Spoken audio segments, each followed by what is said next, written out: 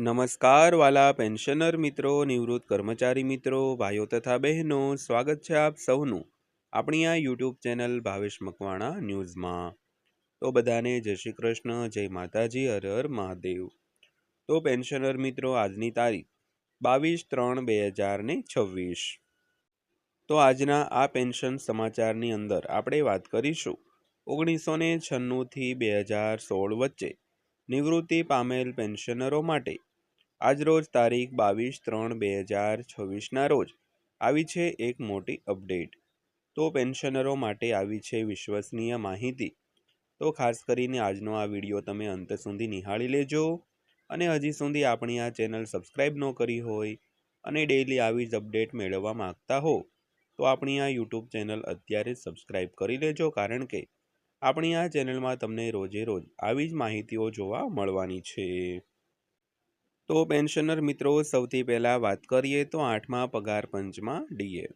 તો બધાની નજર રાજ્ય સરકારના કર્મચારીઓ અને પેન્શનરો માટે 8મા પગાર પંચ સાથે સંકળાયેલા મોંઘવારી ભથ્થા એટલે કે ડીએ પર છે।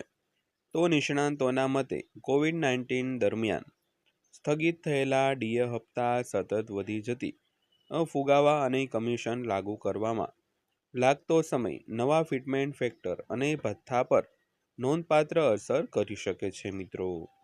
તો ખાસ કરીને હવે બધાની નજર ગુજરાત રાજ્યના પેન્શનરો અને કર્મચારીઓ માટે 8મા પગાર પંચ સાથે જે સંકળાયેલ મોંઘવારી ભથ્થું છે તો તેના પર છે। તો નિષ્ણાંતોના મતે કોવિડ-19 દરમિયાન જે સ્થગિત થયેલા ડીએ હપ્તા તેમજ સતત વધતી જતી ફુગાવા એટલે કે મોંઘવારી અને કમિશન લાગુ કરવામાં લાગતો સમય તેમજ નવા ફિટમેન્ટ ફેક્ટર અને ભથ્થા પર નોંધપાત્ર અસર કરી શકે છે મિત્રો। તો ત્યારબાદ જોઈએ તો રાજ્ય સરકારના કર્મચારીઓ અને પેન્શનરો માટે મોંઘવારી ભથ્થાની નવીનતમ ગણતરીઓ 8મા પગાર પંચ અંગે અપેક્ષાઓ વધારી છે। તો સરકારે હજુ સુધી સત્તાવાર રીતે નવા પગાર પંચની જાહેરાત કરી નથી અથવા તો સમયરેખા આપી નથી, પરંતુ વર્તમાન ડીએના આંકડા ભવિષ્યના ફિટમેન્ટ પરિબળોના મહત્વપૂર્ણ સંકેતો પૂરા પાડે છે। તો કર્મચારીઓ અને નિવૃત્ત વ્યક્તિઓ માટે આ આંકડાઓ પર નજીકથી નજર છે તે રાખી રહ્યા છે મિત્રો।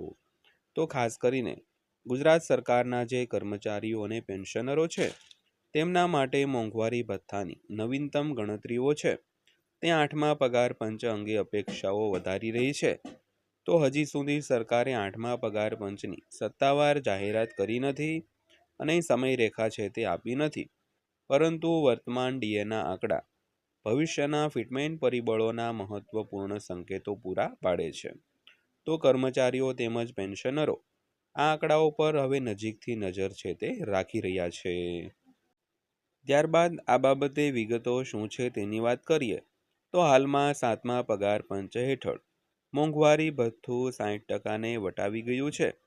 તો લેબર બ્યુરોના ડેટા અનુસાર ડિસેમ્બર 2025માં CPI-IW ઇન્ડેક્સ 148.2 હતો, જે જાન્યુઆરી-જૂન 2026 માટે ડીએમાં આશરે 2%નો વધારો થવાની ધારણા છે।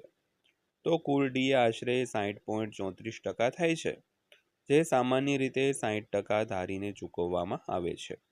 તો ફિટમેન્ટ ફેક્ટરનો અંદાજ આ આધારે કરવામાં આવે છે મિત્રો।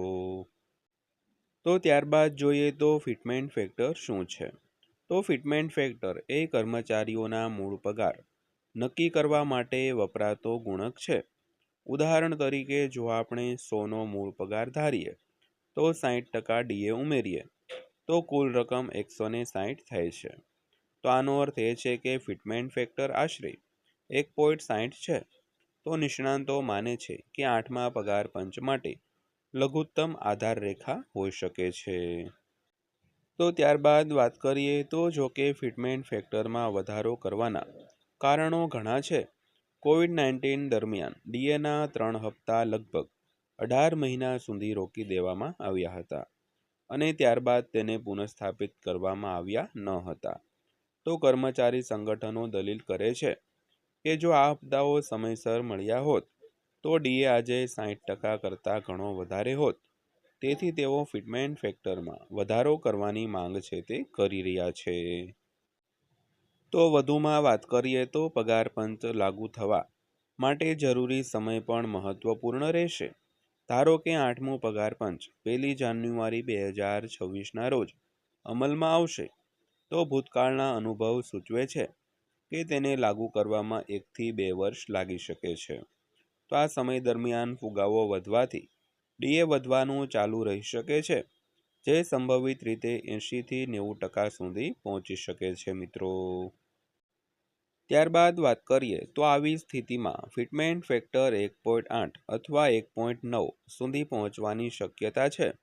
તો જો આવું થાય તો કર્મચારીઓના મૂળ પગાર, ભથ્થા અને પેન્શનમાં નોંધપાત્ર વધારો થઈ શકે છે. તો બધાની નજર હાલમાં સરકારના આગામી પગલાં પર છે, કારણ કે તે નક્કી કરશે કે 8મા પગાર પંચથી કર્મચારીઓને કેટલી રાહત મળશે મિત્રો. તો મિત્રો આ હતી આજની માહિતી પસંદ આવી હોય, વિડીયો સારો લાગ્યો હોય તો વિડીયોને એક લાઇક કરજો અને આવી જ માહિતીઓ મેળવવા માટે આપણી આ ચેનલ સબસ્ક્રાઈબ કરી લેજો. તો ફરીવાર પાછા મળીશું એક નવા વિડીયો સાથે, નવી માહિતી સાથે. ત્યાં સુધી સૌને જય હિન્દ, વંદે માતરમ.